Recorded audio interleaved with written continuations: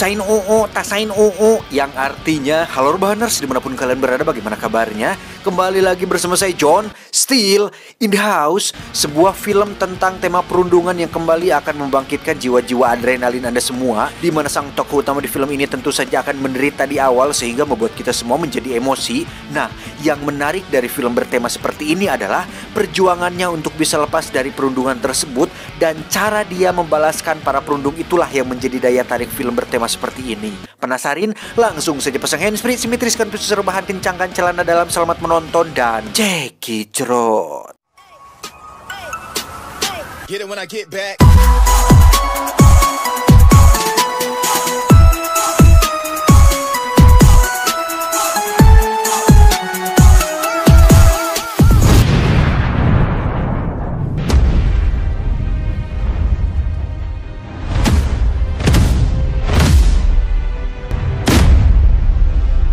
Kisah akan berfokus pada seorang pemuda bernama Eric. Ini orangnya, dia tinggal di rumah bersama ibu kandung dan bapak tirinya, di mana kehidupannya sama sekali tidak bahagia oleh karena sikap bapak tirinya di rumah yang sangat tegas dan kasar, bahkan lebih cenderung brutal dan anarkis.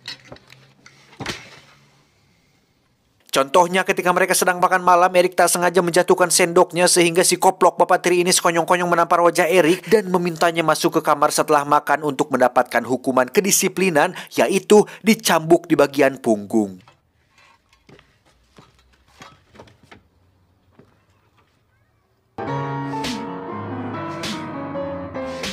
Dan bagongnya adalah si ibu kandung Eric sendiri pun nampak membiarkan hal tersebut dan justru acuh tak acuh dengan malah bermain piano, yang hal itu tentu akan membuat Anda semua yang berada di rumah menjadi emosi melihatnya. Faktanya, Eric ternyata adalah seorang berandalan yang cukup tangguh di luar rumah, di mana dia sering sekali terlibat perkelahian, bahkan pernah dikeroyok oleh 10 orang sekaligus, yang justru membuktikan bahwa Eric sebenarnya bisa dan mampu melawan hukuman dari ayah tirinya.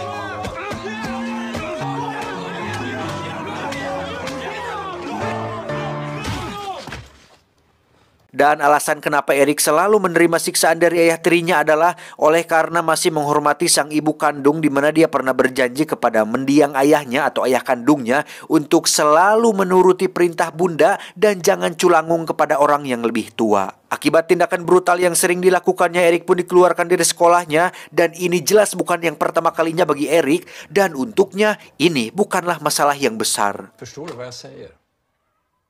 Vad det här kommer att få för konsekvenser? Du kan vara viss om att du aldrig mer kommer att kunna sätta din fot på ett allmänt läroverk i det här landet igen. Ketika pulang ke rumah, di situ sang bunda terlihat bersama seorang pria bernama Sam, lebih tepatnya Samsul. Beliau merupakan sahabat dekat mendiang ayahnya sekaligus seorang pengacara untuk keluarga mereka dulu ketika ayah kandung Eric masih hidup. Du kan ta mitt kort där. Du kan alltid ringa om det är något. Sang bunda yang sudah mengetahui Eric dikeluarkan dari sekolah pun ternyata sudah punya rencana lain, yaitu dengan mengirimnya ke sebuah sekolah asrama, di mana hal itu sengaja bunda lakukan supaya Eric tidak terus-terusan disiksa oleh suami barunya alias ayah tiri Eric yang buajingan tersebut. Ska börja en ny skola. Det är ett internat.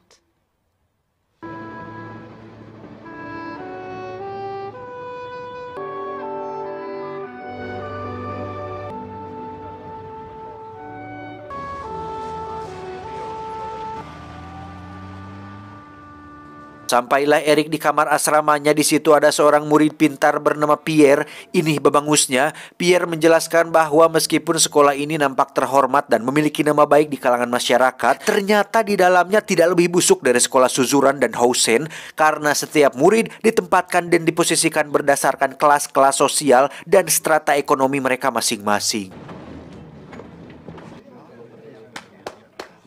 Hal itu pun terbukti ketika mereka makan malam, di mana Pierre memperingatkan Eric untuk jangan berbicara sembarangan dan jangan terlalu menonjol di antara yang lain, karena mereka akan diawasi oleh dewan murid yang merupakan siswa senior yang telah dipilih oleh para guru. Ada Otto dan Dahlin, mereka berdua adalah anak bangsawan yang sangat kaya raya, sehingga kepala sekolah dan para staf guru pun membebaskan setiap apa yang mereka lakukan, termasuk memberi hukuman kepada para siswa junior. Dan itu terbukti ketika Eric tak sengaja berkata kasar, yang mana Otto dan Dahlen mengira bahwa orang di samping Erik lah yang mengatakan hal itu, sehingga mau tidak mau murid itu disuruh untuk maju dan dipukul menggunakan gagang pisau makan yang terbuat dari bahan stainless.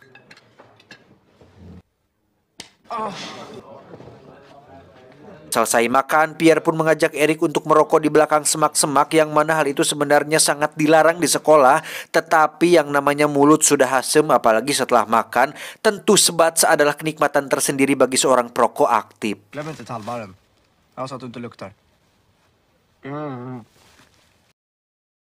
Då har vi alltså sett de germanska folkstammarnas utbredning. Vill du gå fram och ställa dig så att alla ser dig tydligt? Erik terlihat sedang berada di kelas mengikuti kegiatan belajar mengajar yang nampak begitu normal tanpa ada sesuatu yang ganjil sedikit pun. Namun ketika jam makan siang sudah datang, hal-hal merungsingkan pun kembali terjadi ketika Dahlen mendengar Erik sedang mengobrol tentang pelajaran bersama temannya, di mana hal itu sebenarnya tidak menjadi masalah karena wajarlah diskusi tentang pelajaran, kecuali diskusi masalah tawuran atau video panas baru jadi masalah. Intinya Otto dan Dahlen hanya ingin terlihat tegas dan disegani di depan semua murid. Namun saat Erik disuruh untuk maju dan akan dipukul dengan gagang sapu, dia pun menolak hal tersebut karena dirinya merasa tidak salah. Alhasil, teman Erik lah yang harus jadi sasaran, di mana Otto mencocol kepalanya menggunakan penutup merica yang bentuknya sangat runcing dan keras. Terlepas dari peraturan absurd para anak bangsawan tersebut, Erik nampaknya cukup bahagia di sekolah di sana karena dia masih memiliki Pierre dan teman-teman sekelasnya yang cukup baik dan solid, di mana hal itu sudah cukup baginya daripada harus tinggal di rumah dan bertemu dengan ayah tirinya.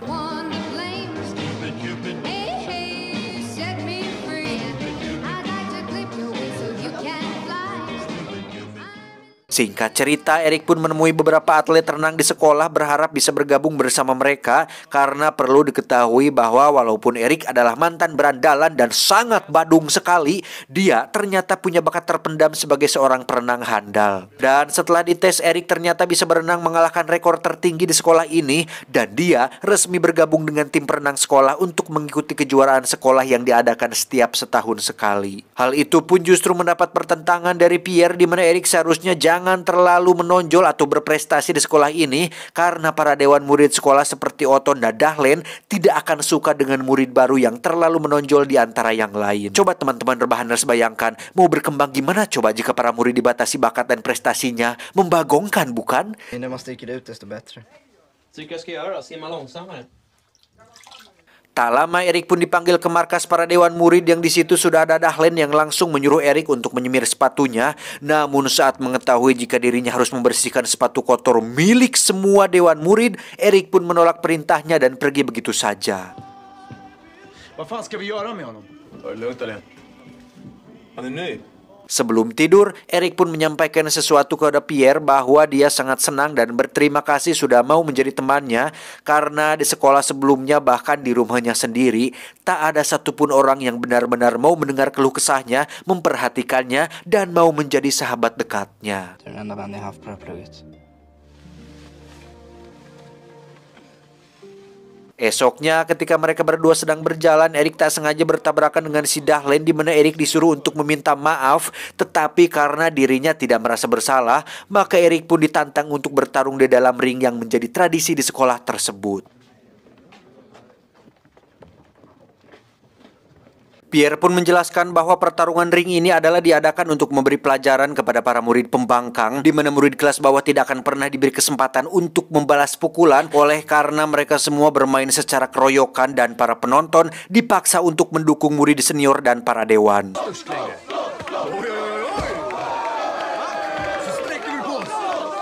Sebagai mantan anak baragajul, Erik sebenarnya ingin tertawa mendengar hal tersebut karena baginya itu bukanlah apa-apa dibandingkan dengan perkelahian jalanan yang sering dia lakukan dulu. Tetapi karena dirinya sudah niat tobat dan ingin sekolah dengan tenang dan damai supaya tidak perlu berada di rumah dan bertemu dengan ayah tirinya, maka Erik pun memutuskan untuk tidak datang dan lebih memilih dipanggil sebagai seorang pengecut daripada harus membuat masalah di sekolah barunya ini. Vi går och röker. Det verkar som om råttan inte vågar inställa sig. Esoknya ketika makan siang, Otto pun memanggil beberapa nama murid yang dianggap telah melanggar aturan, di mana nama Erik tentu saja terbawa oleh karena dia telah melakukan banyak sekali pelanggaran seperti tidak mematuhi perintah Dewan Murid, membangkang, dan lain-lain. Saat pengadilan Dewan Murid sedang berlangsung yang dimana Otto sendiri berperan sebagai hakim dewannya pun sangat ganggaraten melihat cara berdiri Erik yang santai dan tidak panik, di mana Otto yang merasa tidak dihargai pun memvonis Erik dengan beberapa hukuman yang salah satunya harus kerja paksa sesuai yang ditentukan oleh para Dewan Murid. Stå riktigt. Har det någon betydelse för rättegången hur jag står? Kan gå nu.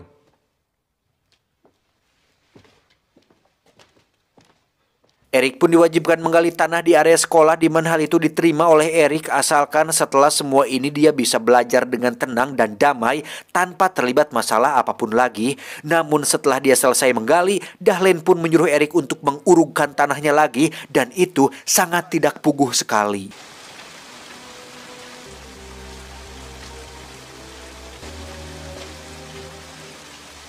Tak cukup sampai situ, ketika Erik selesai dengan hukumannya dan bermaksud untuk tidur melepas lelahnya, Otto dan Dahlen pun kembali berulah dengan melemparkan satu ember caduk atau pedut ke dalam kamar Erik dan Pierre, di mana hal itu sangat-sangatlah sudah keterlaluan, sehingga membuat Erik akhirnya bertindak dan membalasnya dengan mengembalikan semua caduk itu tepat saat Otto sudah molor.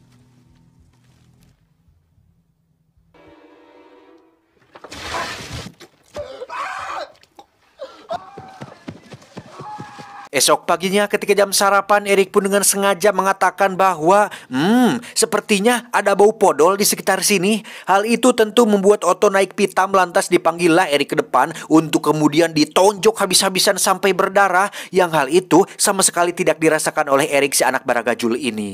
Stinker ju skiten igen.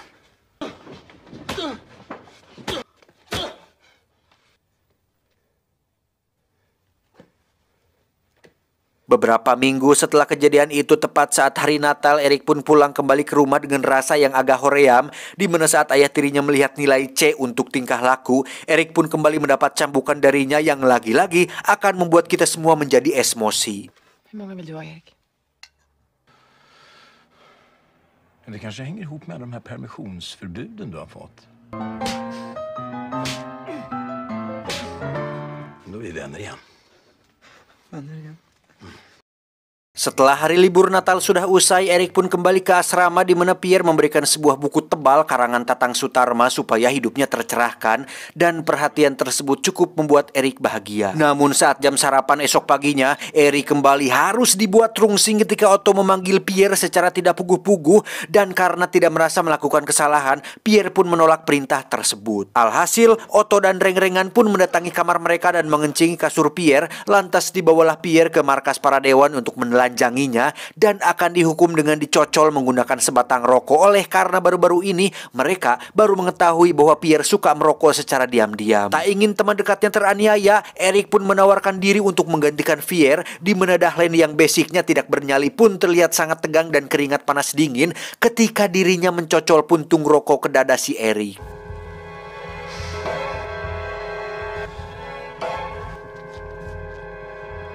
Ingenting av det här skulle egentligen behöva hända.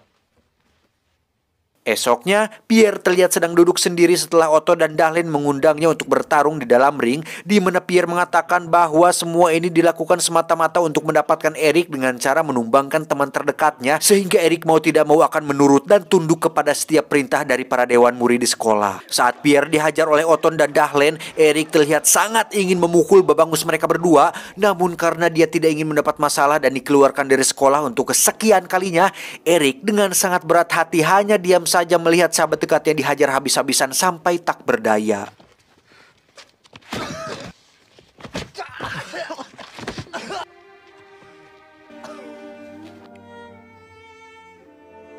Setelah kejadian itu, Pierre pun jatuh sakit dan demam sehingga membuat Erik kembali menyendiri. Saat itulah para dewan murid bekerja sama untuk menangkap Erik dan mengikatnya di tengah lapangan. Lantas dibanyurlah dia dengan air es yang membuat Erik harus kedinginan semalaman tanpa ada siswa yang berani untuk menolongnya.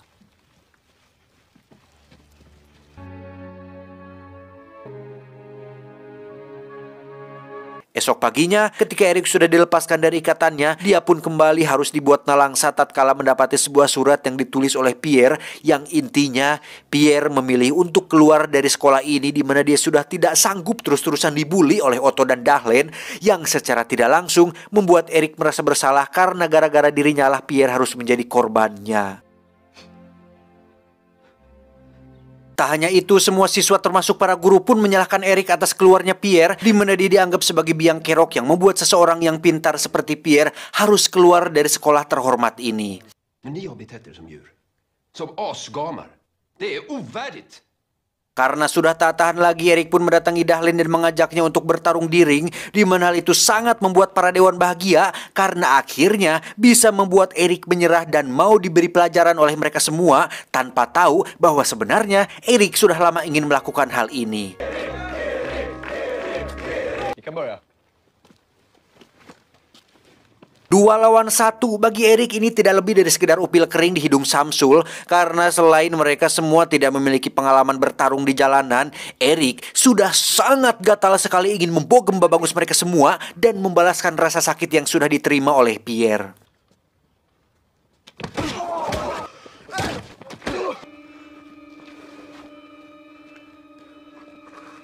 Alhasil, Erik pun dipanggil oleh kepala sekolah dan dianggap kesulitan untuk beradaptasi di sekolah ini, sehingga beliau yang sangat terhormat tersebut pun mengeluarkan Erik secara tidak hormat dan diberi waktu sampai nanti sore untuk Erik mengemas semua barang-barangnya. Jag ser helst att du lämnar skolan. Dalam fase stres seperti ini, mungkin kebanyakan orang akan putus asa, nangis, pulang ke rumah mama, atau bisa juga bunuh diri. Namun tidak bagi Erik, karena setelah semua yang terjadi pada hidupnya, kini saatnya dia harus berontak, di mana Erik diam-diam mengikuti Otto saat sedang latihan kuda sendirian. Lantas dengan sebatang kayu, Erik pun mendatanginya secara tiba-tiba, memintanya untuk berlutut, mengancam akan membunuhnya dan membakar tubuhnya supaya tidak bisa diidentifikasi oleh polisi. Vad vill du ha? Pengar? Sempat membela diri dan menawari uang yang banyak asalkan bisa dimaafkan. Otto pun Ciremai meneteskan air mata sampai muntah angin lenca oleh karena menganggap jika Erik akan benar-benar melakukan hal tersebut.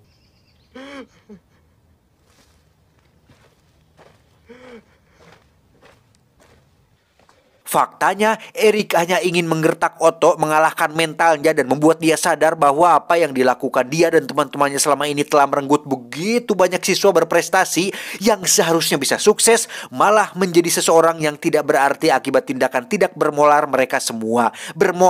Molar. Erik pun teringat dengan Pak Samsul yang seorang pengacara sekaligus sahabat dekat mendiang ayahnya, di mana dia memiliki ide brilian dengan mengundang Pak Samsul ke sekolah dan menjelaskan akibatnya jika Pak Kepsek berani mengeluarkan Erik dari sekolah ini. Tak ingin nama baik sekolahnya menjadi tercemar, Pak Kepsek akhirnya menyerah dan membiarkan Erik tetap di sini sampai dirinya lulus sekolah. De rent juridiska aspekterna är ju redan framlagda här. Klart och tydligt. Tack för hjälpen. Ja, nu sköter du resten av terminen, Erik.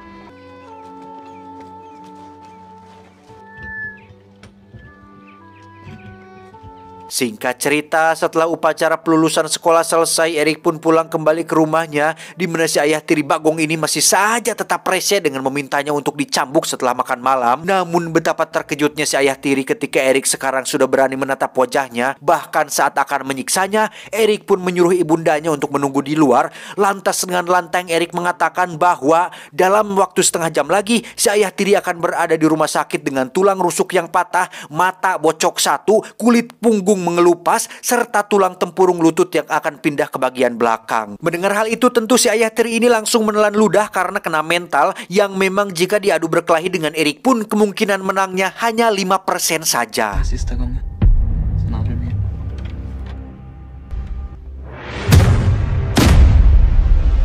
Setelah hidupnya kini membaik, Erik pun menemui Pierre yang akan melanjutkan kuliah di Yuli University dan maksud kedatangannya adalah untuk meminta maaf atas kejadian waktu itu. Lantas mereka berdua pun bersalaman sebagai tanda bahwa pertemanan mereka tidak pernah putus sampai filmnya selesai.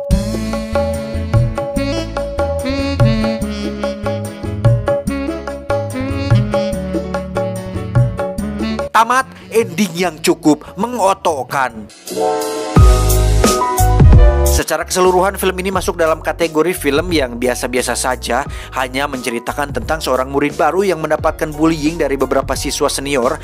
Namun yang jadi pembedanya adalah murid baru tersebut adalah mantan anak baragajul yang sudah tobat dan berhenti dari kebadungannya, sehingga membuat kita yang menonton menjadi gregetan dengan si Eric yang sebenarnya dari awal dia bisa melawan, bahkan mungkin bisa menjadi penguasa sekolah seperti Genje atau seri Jawa. Satu hal yang kurang menurut saya adalah adegan ending saat Eric membalas ayah tirinya. Harusnya ditampilkan gitu, atau seenggaknya perlihatkanlah saat dia terluka parah atau dirawat di rumah sakit, kan biar puas gitu kita yang menontonnya teh.